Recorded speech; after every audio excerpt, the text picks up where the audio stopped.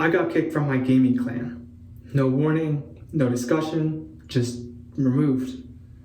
At first, I thought there's no way. Those people, I was getting along with them for months and even years, and I suddenly got kicked? There had to have been a rule I missed or something. I needed to fix it. But 3 months later, I see it clearly now. It wasn't about the game at all. It was about identity. It was about visibility. And most importantly, about being replaceable. If I'm replaceable here, what does that mean for everywhere else? Because I also have school, work, friendships, and life. And I've been chasing that question ever since. So I spent more than a decade playing competitively in video games. Not just casually, but hours every day. For what? I check timers, refresh screens, switching accounts, grinding ranks, badges, any visible marker that said I exist, I count, I'm here. Because every win was adrenaline, but every loss felt like a mini collapse. There are nights where I play past midnight and even 2 a.m. There are mornings where I couldn't sleep, days where I skipped meals because I had to finish this daily task. It wasn't just the games I played, not the storylines, not even the graphics. It was the pull, that compulsion, whatever those small triggers that made me check the screen one more time, just spend a little more money, just push for one more badge. And so I spent money I didn't have, thousands of dollars in fact, microtransactions, packs, coins, anything that promised progress.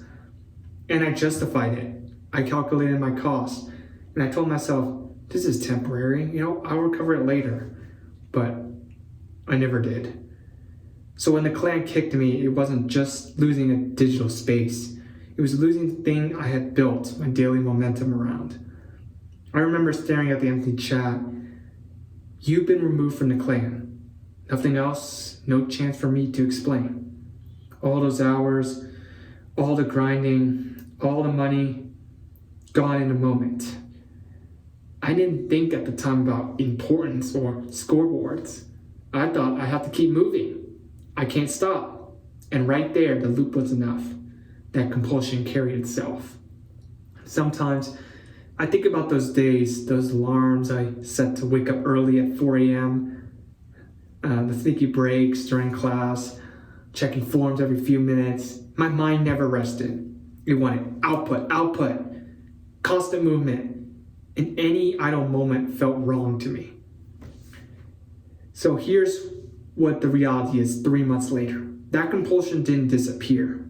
I built routines instead of playing games, waking up, cooking, exercising, reading, studying. I logged my hours, I tracked things, I made lists, I tried to measure progress. And it helped. It does keep me upright, but it doesn't answer the question ultimately. Who am I if no system is tracking me?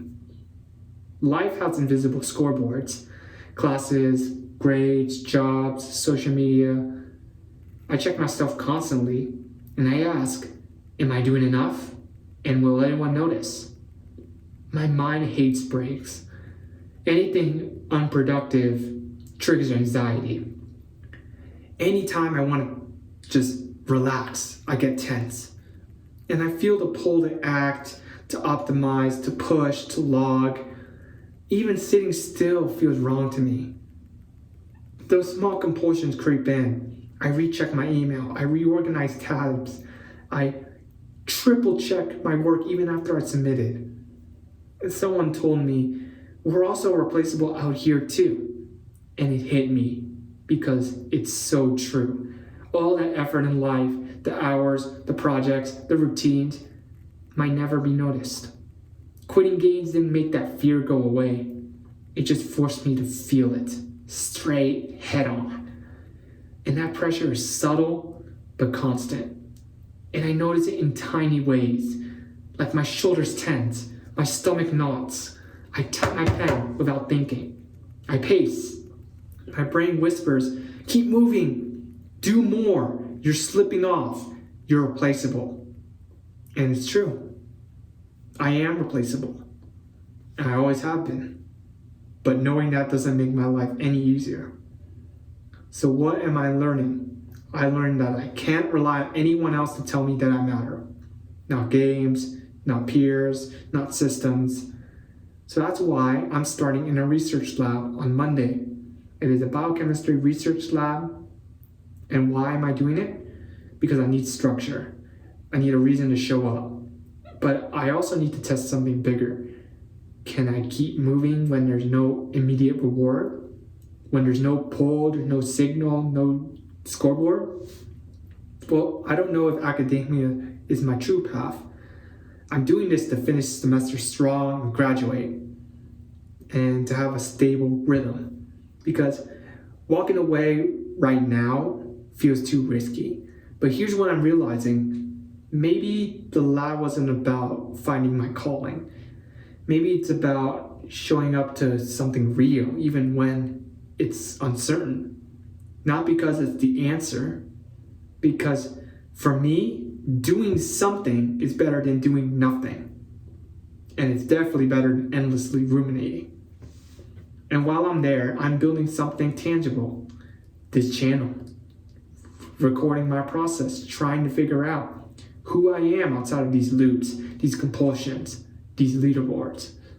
This lab gives structure, but this right here, when I create, document, and connect with people with similar experiences, this is what I'm actually building.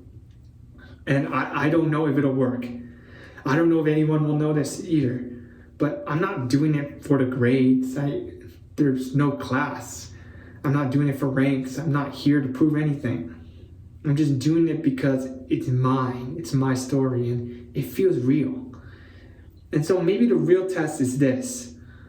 Can I keep showing up even when no one's counting? When no one can confirm that it matters? Well, I don't know the answer yet, but I'm trying.